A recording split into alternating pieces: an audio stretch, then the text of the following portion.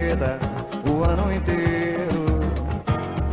Aquele que sabe o sufoco de um jogo tão duro.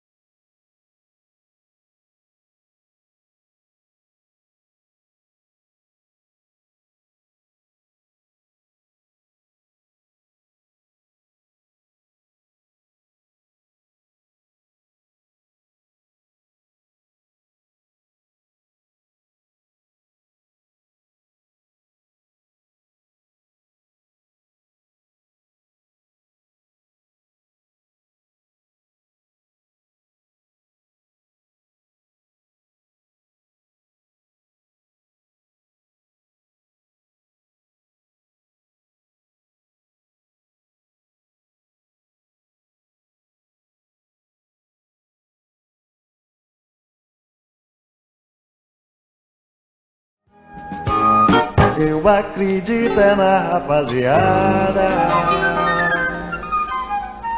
Olá, boa tarde. Está no ar o programa Nação Petroleira, aqui na Rádio Classista, uma iniciativa da Federação dos Trabalhadores do Comércio e Serviço do Ceará, FETRACE.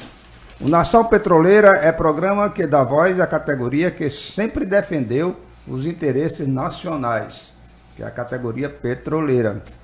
Este programa tem a seguinte equipe: na apresentação, Orlando Souza, a produção Carlos Augusto, técnico de som Aurenilton Vidal, diretor de comunicação Fabrício Ponte, idealizador João Bernardino. Convidamos você, ouvinte, a nos acompanhar todas as quintas-feiras, às 16 horas, aqui na Rádio Classista, pelo site www.radioclassista.com e pelas páginas no Facebook Rádio Classista Sindipetro CEP e pelo aplicativo Rádio Classista, que você pode baixar na Play Store. Hoje, 25 de outubro de 2018, nosso programa vai falar sobre eleições, democracia, imprensa e fake news. Nossa convidada de hoje é Samira Castro, presidenta do Sindicato dos Jornalistas do Ceará e diretora da Federação Nacional dos Jornalistas. Também contamos aqui com a participação dos petroleiros João Bernardino e José Oliveira, nosso diretor-presidente. Vamos aos convênios e vamos aos convênios e o nosso bloco cultural na apresentação de João Bernardino. Momento Cultural. Boa tarde, Nação Petroleira. Hoje falaremos desse grande músico brasileiro, um dos fundadores da Bossa Nova, Roberto Menescal. Roberto Batalha Menescal nasceu em Vitória do Espírito Santo, 25 de outubro de 1937. É um músico brasileiro, foi um dos fundadores do movimento Bossa Nova. Participava da reunião no apartamento da cantora Nara Leão, na Avenida Atlântica, em Copacabana, onde o movimento começou. Menescal é um dos importantes compositores da Bossa Nova, ao lado de Tom Jobim, Carlos Liras e Vinícius de Moraes. Criou canções que hoje são consideradas hinos do movimento e da própria música popular, como Barquinho, Você, Nós e o Mar, Ah, Se Eu Pudesse, Rio, entre outras. Ronaldo Bosco é um dos parceiros mais constantes dessa dupla. As canções quase sempre apresentam o mar como temática.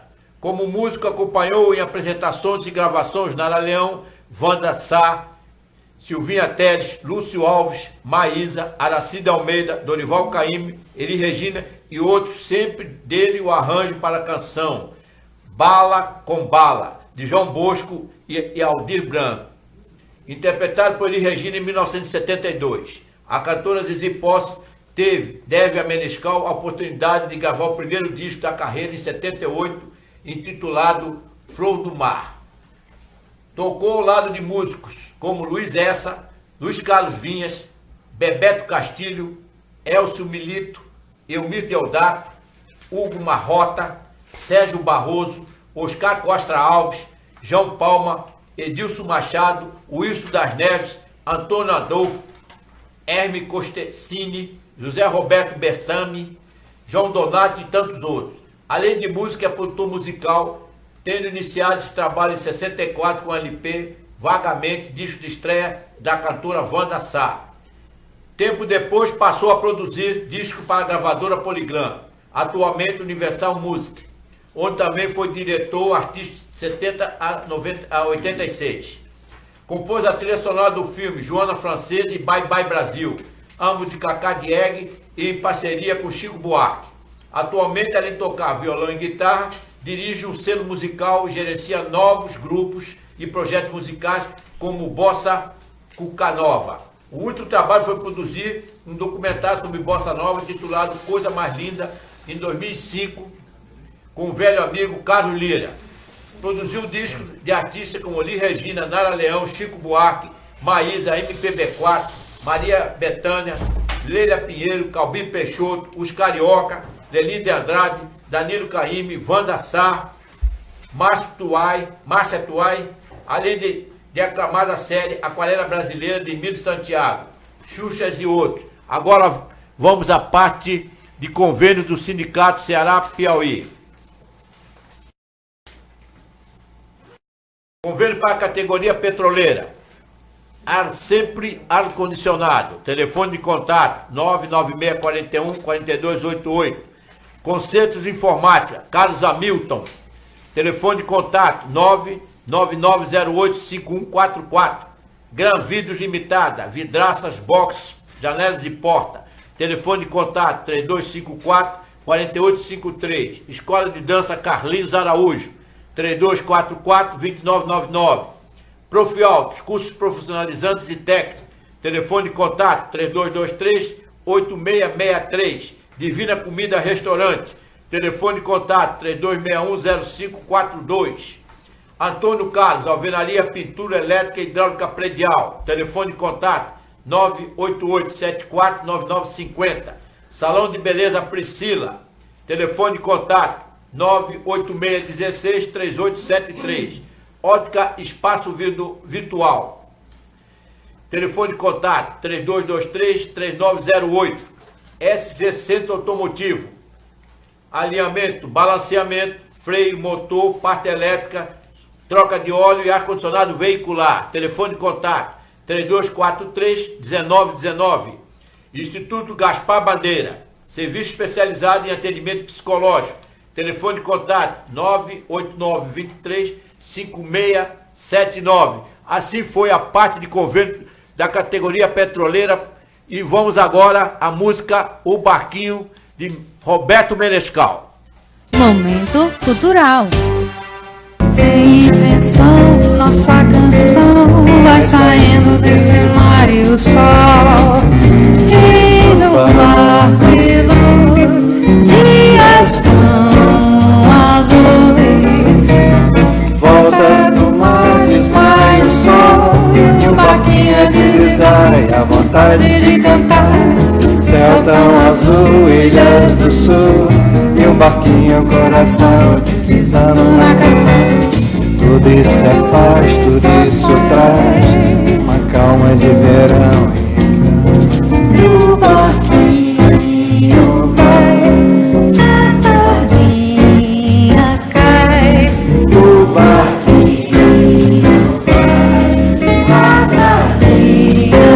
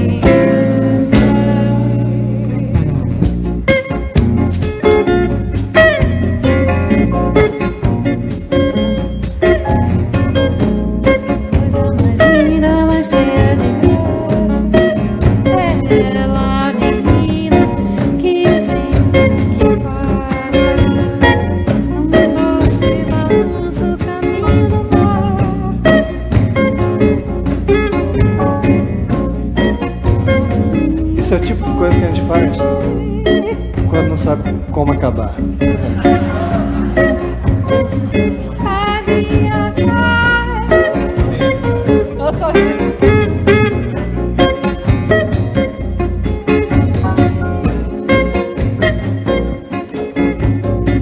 Olha que coisa mais linda, mais cheia de graça.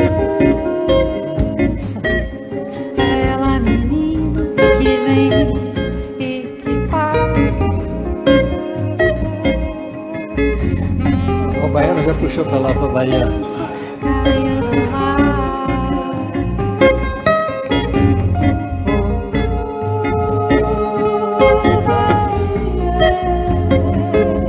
Baiana danada.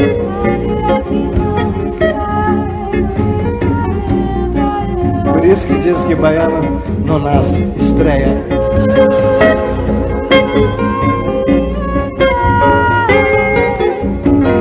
Amor é bobagem que a gente não explica. Mas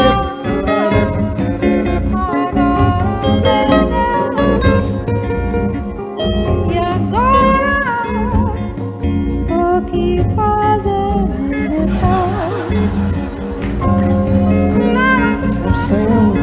Saindo de mansinho.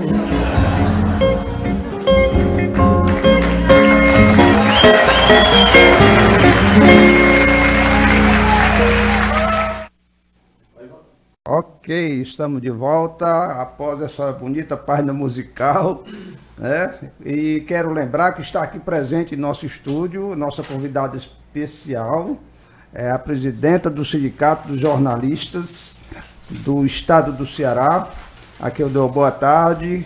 E também o José Jorge de Oliveira, presidente do Sindipetro, e João Bernardino, diretor e idealizador deste programa. Boa tarde, Solano. Boa tarde, companheiros, Jorge. Boa tarde. Samira, a todos que estão presentes. E aos ouvintes também. Boa tarde aos ouvintes da Rádio Classista e aos companheiros petroleiros. Grande categoria, importante categoria desse país. Boa tarde, é uma honra recebê-lo aqui. Boa tarde, Nação Petroleira. Sempre esse programa trazendo pessoas importantes para debater o momento político do nosso país. E hoje, a presença da Samira, que é a presidente do Sindicato do Jornalista e diretora nacional do Sindicato do Jornalista do Brasil. Muito obrigado a sua presença e estamos às suas ordens sempre que você precisar de vir aqui ao programa para explanar alguma coisa. Uma boa tarde para todos e vamos iniciar a parte de notícias. Muito bem, gente. Vamos... Notícias da semana. Rejeição a Dória e Bolsonaro faz Haddad virar em São Paulo, 51% a 49%. Ibope aponta virada de Haddad na capital paulista, 51% para Haddad e 49% para o Coiso. No cenário espontâneo, em que o entrevistador não apresenta um nome ao eleitor pesquisado, 43% respondem Bolsonaro e 37% Haddad. Outros 13% dizem que não pretendem votar em nenhum deles e mais 7% não sabem. A taxa de rejeição de Fernando Haddad ficou estável em 41% e a de Bolsonaro oscilou de 38% para 40%. O maior percentual de rejeição contra Bolsonaro foi registrado no Nordeste, 59%. Já os eleitores do Sudeste e do Sul rejeitam mais Haddad, 48%. Programa econômico de Bolsonaro é ruim para o trabalhador e para as empresas. São Paulo, a redução de impostos e de direitos sociais e trabalhistas, de um lado, e a venda de estatais de outro, resume o programa do candidato a presidente Jair Bolsonaro, do PSL, e de seu assessor Paulo Guedes para a economia. Somada à abertura ao mercado externo, com retirada de tarifas protecionistas, deve resultar em uma inundação de produtos importados no país. não vai sobrar nada da indústria brasileira ou das multinacionais localizadas no Brasil, diz o professor do Instituto de Economia da Universidade Federal do Rio de Janeiro, UFRJ, João Sixu. Fiscais do TRE invadem sindicato para confiscar exemplares do Brasil de Fato, no Rio de Janeiro. Neste sábado, dia 20, policiais e fiscais do Tribunal Regional Eleitoral do Rio de Janeiro, TRJ, invadiram a sede do Sindipetro Norte Fluminense, Sindicato dos Petroleiros do Norte Fluminense, em Macaé, Rio de Janeiro, e apreenderam exemplares de tabloides especial sobre as eleições do Brasil de Fato, assim como exemplares do Boletim Nascente, o jornal semanal da entidade. Segundo relatos, os fiscais do TRA tentaram pular os portões e ameaçaram atirar no porteiro, caso ele não os abrisse. Por ser sábado, não havia qualquer atividade no prédio do sindicato. Um diretor da entidade se dirigiu ao local e garantiu amplo e livre acesso às dependências. Ao proibir entrevista com Lula, Luiz Fux impõe censura prévia por canetada. Uma notícia do mês passado, mas muito preocupante, e queremos aproveitar a nossa companheira Samira para comentar depois esse episódio. O ministro Ricardo Lewandowski, do Supremo Tribunal Federal, STF, autorizou a jornalista Mônica Bergamo, da Folha de São Paulo, a entrevistar o ex-presidente Luiz Inácio Lula da Silva na prisão, nesta sexta, 28/9. A decisão foi uma resposta a uma reclamação feita pelo jornal de que a negativa da 12ª Vara Federal em Curitiba em permitir a entrevista representava censura à atividade jornalística e limite à liberdade de expressão.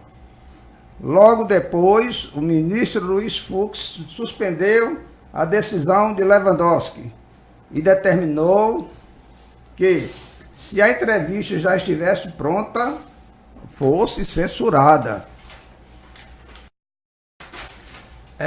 Determino o requerido Luiz Inácio Lula da Silva se abstenha de realizar entrevista ou declaração a qualquer meio de comunicação, seja a imprensa ou outro veículo destinado à transmissão de informação para o público em geral, escreveu Fux.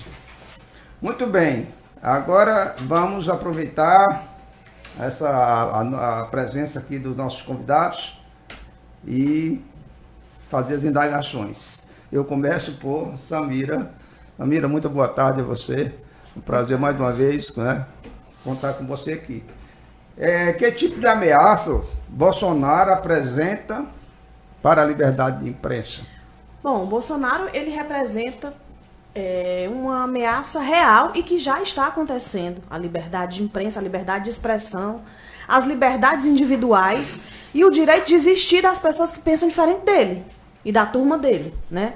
A gente não pode se furtar nesse momento de debater a ameaça maior que essa candidatura representa, que é o fato de querer eliminar quem pensa diferente dele. Ele já disse isso muito claro nas últimas falas, nas lives que ele faz aí, porque debate ele não vai a nenhum, mas ele pega e usa lá o computador e a estrutura dele, da casa dele, para disseminar o seu discurso de ódio contra negros, contra mulheres, contra LGBTs, contra nordestinos, contra trabalhadores, contra o patrimônio nacional. Então, esse cara, ele é um perverso, ele é não sei nem explicar, assim.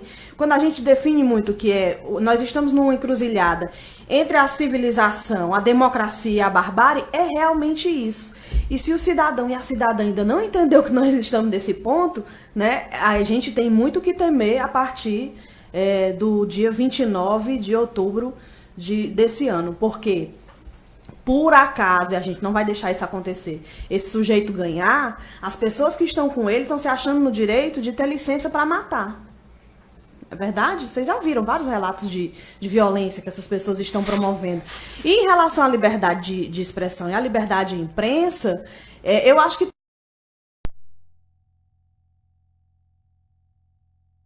mentiras. Eu tenho muito cuidado com esse termo fake news, porque fake news, se é falso, se é fake, não pode ser notícia.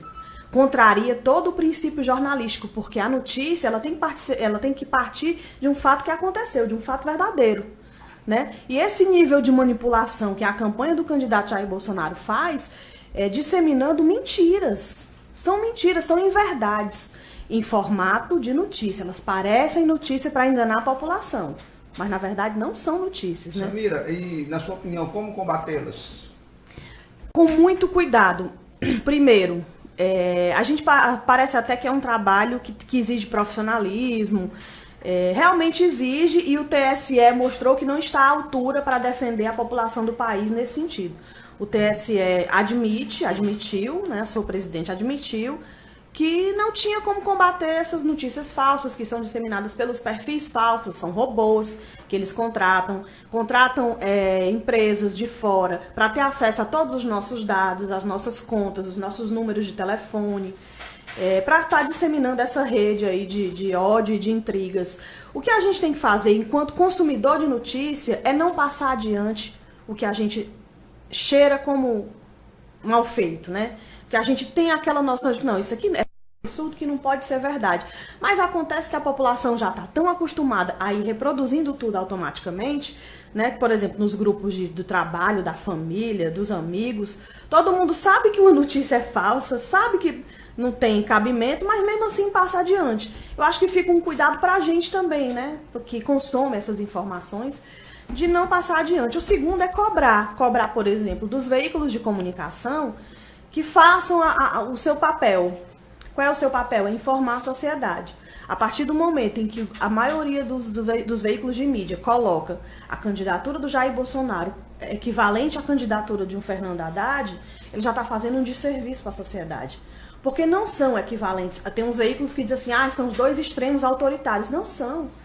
O Partido dos Trabalhadores, desde o dia que foi criado até hoje, sempre respeitou as instituições democráticas, sempre respeitou a democracia. E um PSL da vida, a gente está vendo que o filho ameaça o Supremo, o filho ameaça o TSE, ameaçam todo mundo, utilizam do discurso do general que está por trás na chapa como vice, né, para ameaçar todo mundo. Eu acho que os veículos da grande imprensa têm uma grande responsabilidade nesse perfil desse sujeito que foi criado e que hoje disputa o principal cargo do país. Então a gente tem que cobrar desses veículos que façam o seu trabalho, que é fazer jornalismo, apurar, investigar e publicar. Samira, dá a entender que há uma certa conivência do judiciário para com o Bolsonaro. Sem dúvida. Você acabou no giro de notícias aí, você resgatou a matéria do Fux, né, da censura prévia, a entrevista com o ex-presidente Lula, que é um absurdo, minha gente. Como é que o Supremo Tribunal Federal desrespeita a Constituição do próprio país, né, e permite uma censura? A decisão é o seguinte: se a entrevista tiver sido feita, não se publique. Eu acho que nem na época dos generais a gente chegava a ter uma censura desse nível do que já foi, se já tivesse sido feito, não ser publicado. É muito absurdo tudo isso. Samir, e também o importante aí é que um ministro faz o desmando do outro.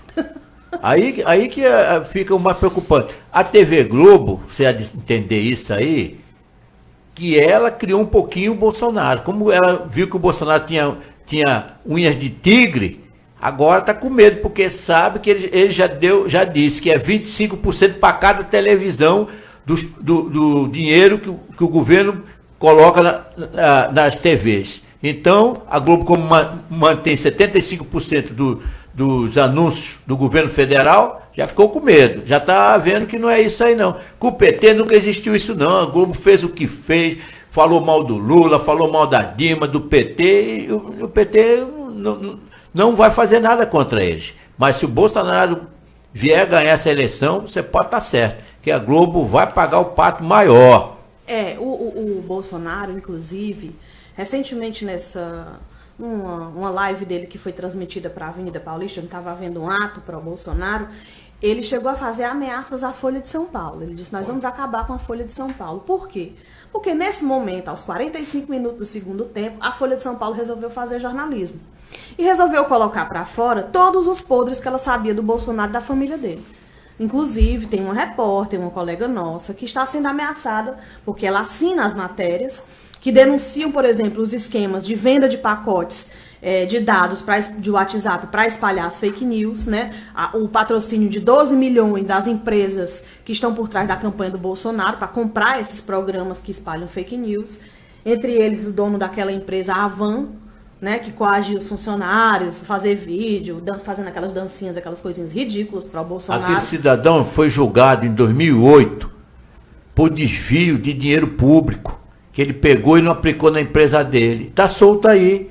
E o TR4 que julgou ele lá, que julgou o Lula. Como é que faz um peso e o outro diferente? Meus amigos, a Justiça Nacional, aquele cara que falou mal dos nordestinos, que saiu para todo mundo ver aí, pô, o Supremo Tribunal são brasileiros, meu irmão. Ninguém pode discriminar quem mora no Nordeste, quem mora em São Paulo, quem mora não sei aonde. Todo lugar tem nordestino.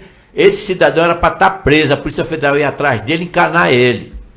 Inclusive, agora eu estou usando uma expressão também, sudestino. Eu só vou me referir às pessoas do Sudeste como sudestinas. Porque elas não fazem questão dessa divisão. Então, nós temos que classificar as pessoas pelo que elas são. Infelizmente, no Sudeste e no Sul tem muito nordestino, né? Inclusive, aquela região ali, ela não seria quase nada se não fosse um nordestino. Verdade. Onde você vai, no Rio, onde você for, tem nordestino trabalhando, né? Principalmente São Paulo, né, Jorge? Isso, tem muito mesmo, muito nordestino. Então, assim, a gente vai mostrar ao Bolsonaro. Bolsonaro, para mim, é uma pessoa que nasceu dentro da nossa sociedade, é a pior espécie, assim, dentro dessa conjuntura, né?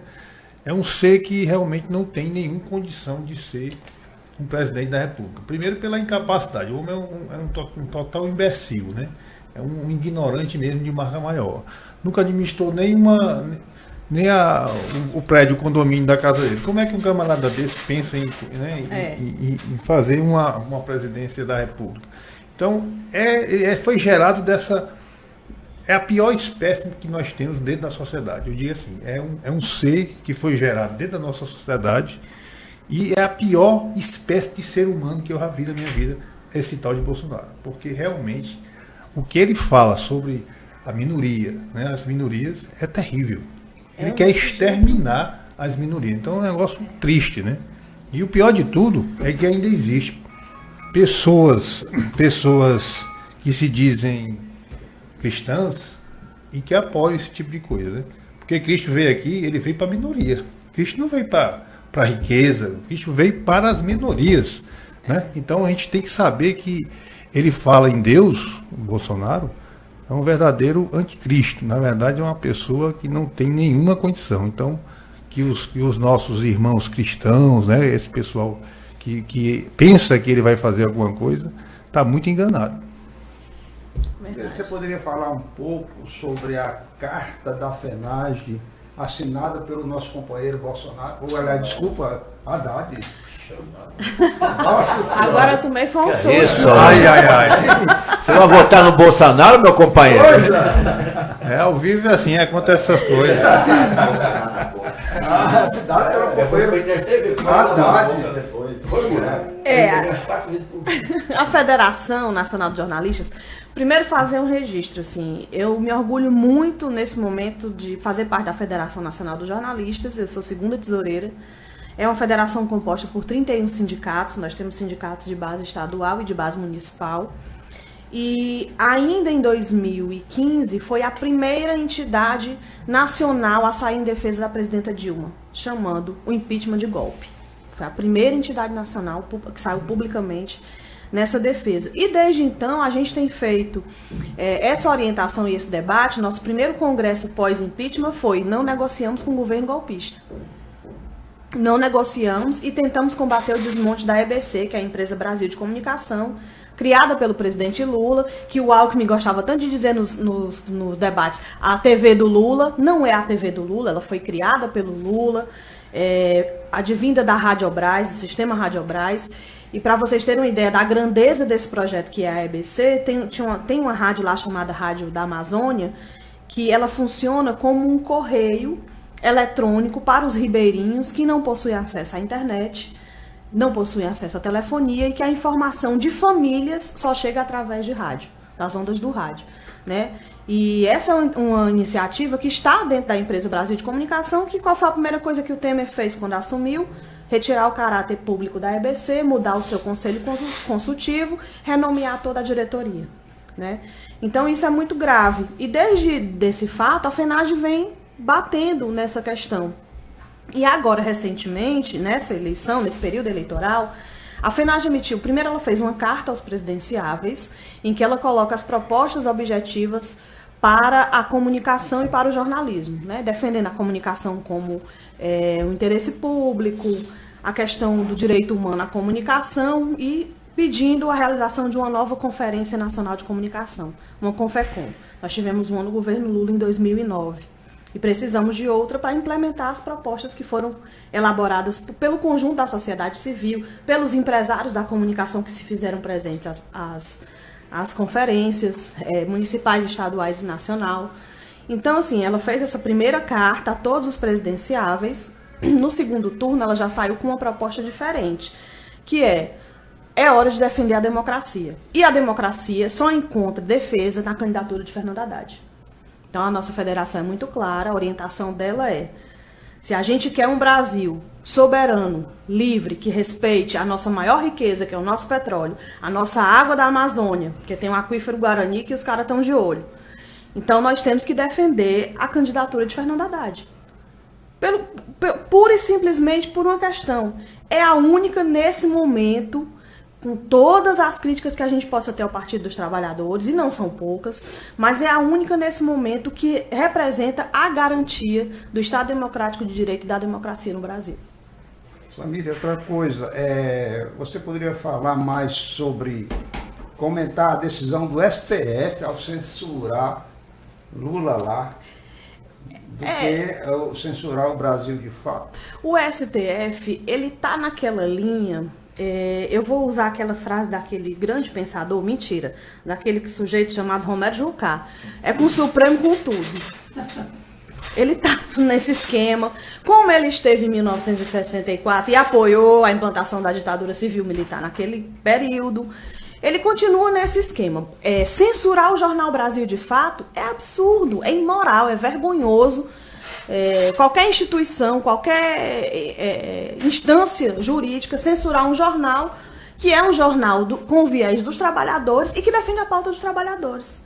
Na nossa avaliação, o Sindicato dos Jornalistas, Federação Nacional de Jornalistas, todos os jornais deveriam declarar quem apoiam em seus editoriais, para não estar enganando os leitores, os ouvintes, os telespectadores, fazendo de conta que estão fazendo notícia e, na verdade, estão fazendo propaganda política disfarçada. Então, assim, se o jornal se declara por um candidato, que ele é um candidato que defende os interesses da categoria que ele representa, está legitimado. O que não podia era o jornal fazer coberturas diferenciadas para privilegiar um candidato dizendo que está fazendo notícia. Isso aí é outra coisa, não é jornalismo. E é isso que os grandes veículos fazem, né? Mas nós temos a censura ao Brasil de fato, nós temos os dois amigos do ex-presidente Lula, dois jornalistas foram visitá-lo logo após essa decisão do Fux, né, de não liberar a entrevista do Lula. Pelo fato de serem jornalistas, eles foram proibidos de visitar o ex-presidente na cadeia, na Polícia Federal. O Mino Carta e não vou me lembrar o nome dele. Paulo Moreira Leite. Não foi o Paulo Moreira Leite, foi aquele que fez um livro sobre Cuba, do Nocauteando, como é o nome dele? Me ajuda aí. Mas se eu me lembrar, eu digo o nome dele, que a minha memória é péssima. Importante, foram dois jornalistas, e só pelo fato de dois amigos pessoais do Lula. Né? Como é que eles só vão chegar? Só pelo fato de ser jornalista, eles não puderam visitar, eles foram impedidos de visitar o ex-presidente. A que ponto nós chegamos, né? Ou seja, é uma censura de toga. Fernando Moraes. Pronto, o Fernando Moraes, escritor do grupo do livro A Ilha, sobre Cuba, biógrafo do Lula, biógrafo do presidente Lula.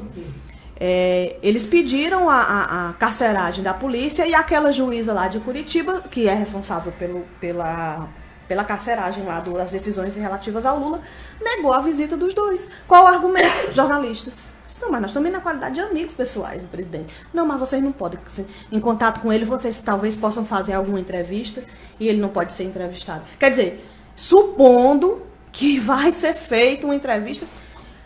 Enfim, eu acho que a gente vive realmente um momento muito sério. Agora eu recebi uma mensagem de que uma associação de docentes foi invadida pela polícia e foi recolhido um manifesto que a entidade faz, é de Minas Gerais, eu acho. Foi invadido. Enfim, acho que foi uma associação de docentes. Tipo a DUFSE daqui, a de Campina Grande. E eles recolheram um manifesto em defesa da democracia.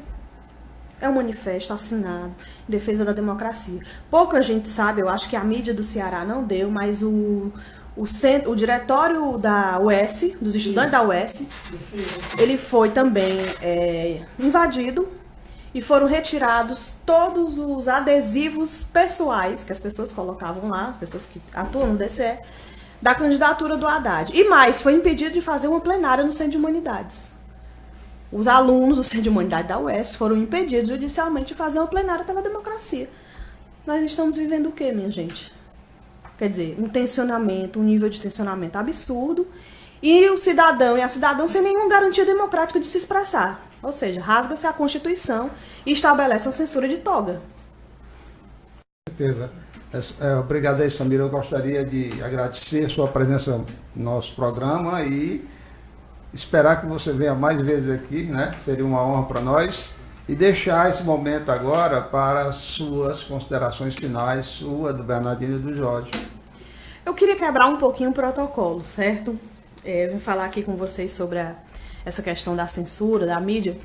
Mas eu queria registrar que a categoria petroleira ela faz parte da minha vida como jornalista, porque eu ainda era estudante de jornalismo e a gente tinha que fazer uma pauta do que tivesse acontecendo em Fortaleza, isso em 1995.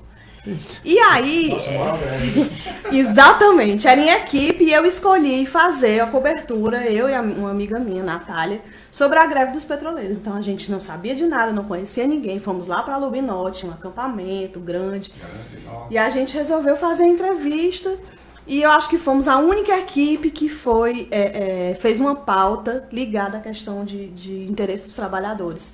Passou muito tempo, eu entrei no Diário do Nordeste e o meu editor uma vez me pediu, eu trabalhava na área de economia, eu devia ir visitar uma plataforma dessa em alto mar. Eu tinha acabado de entrar, eu era foca, eu ligava para a assessoria da Petrobras e dizia assim, aí tem vaga no helicóptero? A mulher, não, tem não. Eu digo, legal, era o editor, não tem vaga não vai dar certo dessa vez. Morrendo de medo, eu não queria era ir. Só que muito tempo depois mudou de editor, aí eu voltei com a proposta da pauta. Eu disse, vamos visitar uma plataforma dessas, eu quero passar 24 horas. A Petrobras não me autorizou, né? Não podia dormir, porque eu não sou parte da equipe. Mas assim, foi a pauta que eu mais, como é que eu posso dizer, me emocionei de fazer, porque primeiro eu tenho medo de tudo. Eu tenho medo de altura, eu tenho medo do mar, eu tenho medo de tudo. E assim, eu vivi pelo menos as 8 horas que eu passei lá dentro, a tensão que um petroleiro vive em alto mar. É o tempo todo em simulações, o tempo todo, né? Coisas de segurança. E eu passei, quando eu saí do alto mar, eu passei 24 horas sem dormir. Impressionada. Então, assim, meus parabéns às pessoas que... Qual é a plataforma que você foi? Paracuru, Xarel. PX1. O que mais impressiona as pessoas que visitam a plataforma é aquele piso grelha, né? Não, as meu pessoas senhor. não se... Vê o mar lá embaixo. O que mais me impressionou foi o mar, que ele tava me chamando. Eu queria pular e eu mandava olhar para baixo e dizer, não vou olhar não, senhor. Eu não posso olhar para o mar, porque olha ali os peixinhos estão passando. Foi em que ano, Samira? Foi em que ano isso? Você lembra? Eu acho que foi em 2008, 2009. Já estava numa condição boa, já. Já estava, Já era governo Lula, né? Não, já era o governo Lula, com certeza. Já estava uma condição muito boa as plataformas. Se você tivesse ido em 95, você ia ver o que era terrível uma plataforma, né? Barulho, vibração. Você realmente passa momentos... Aquilo ali era para ser para presidiário, sabe? Você passa lá 14 dias preso, aí depois você volta, entendeu? Então, realmente, ser petroleiro não é fácil. Né? Eu só não tive coragem de andar naquela cestinha, mas o resto deu certo.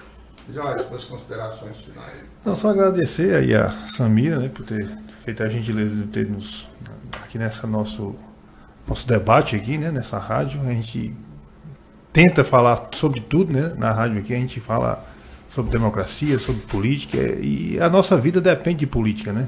Exato. E as pessoas têm que ver, não é questão. Muita gente fala, é PT, é PT. Não é questão de ser PT. Ou ser. A gente não fala PT e PSL, né? É PT e Bolsonaro, o pessoal fala assim, né? Uhum. Então é ridículo, não é Fortaleza Ceará. A gente tem que falar que vota em pessoas, ninguém vota em partido.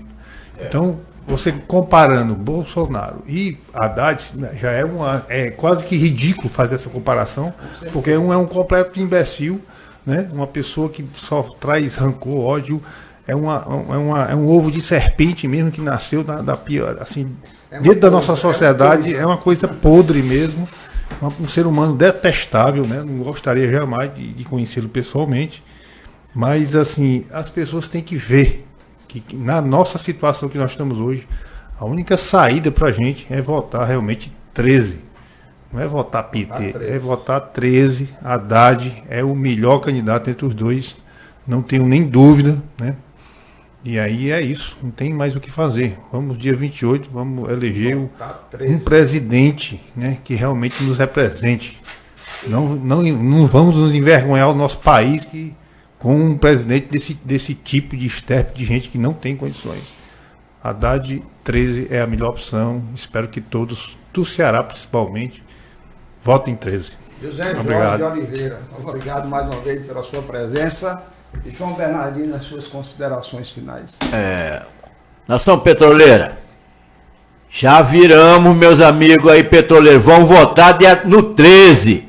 Quem votar no Bolsonaro não merece nem ser associado ao Sindicato dos Petroleiros.